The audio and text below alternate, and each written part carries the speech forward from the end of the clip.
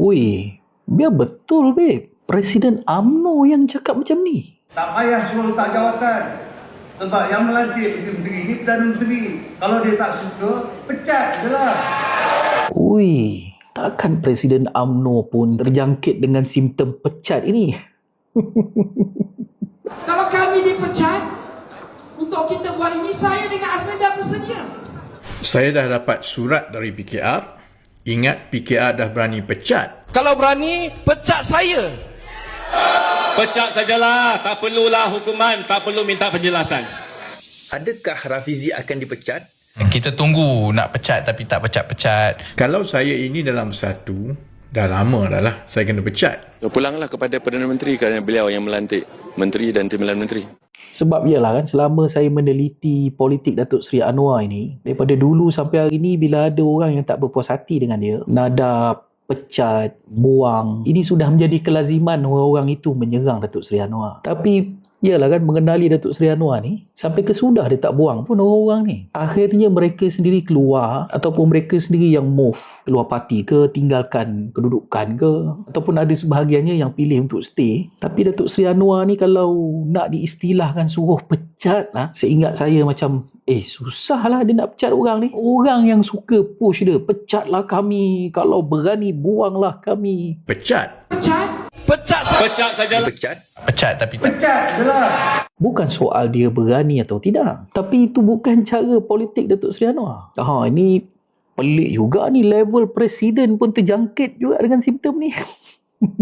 Saya sebenarnya agak terkejut bila Presiden UMNO yang memberikan respons seperti ini. Kalau dia tak suka, pecat je lah.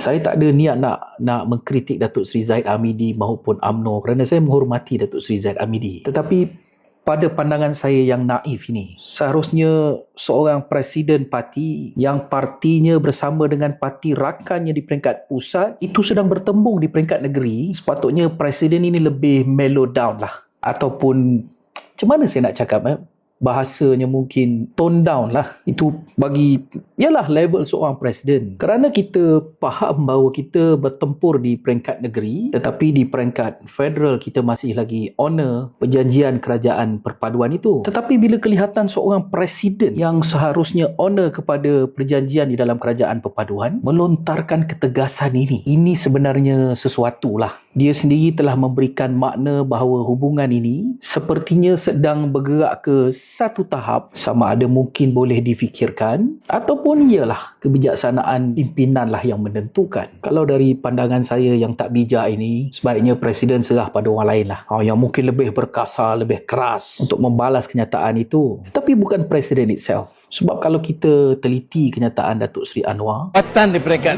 persekutuan, kemudian dia tak boleh umpamanya serang, menjadikan ini sebagai satu medan politik menyanggah, kerana dia kena jaga juga disiplin dia. Kalau dia pilih nak buat begitu, dia harus undur daripada jawatan dia sebagai menteri atau timbalan menteri atau pembangunan agensi. Dia tidak menyentuh mana-mana parti, dia tidak menyentuh mana-mana individu. Malah tak ada kenyataan keras daripada dia bahawa dia akan buang maupun pecat. Dan iyalah. Jadi iyalah saudara, saya nak komen lebih-lebih pun nanti politik.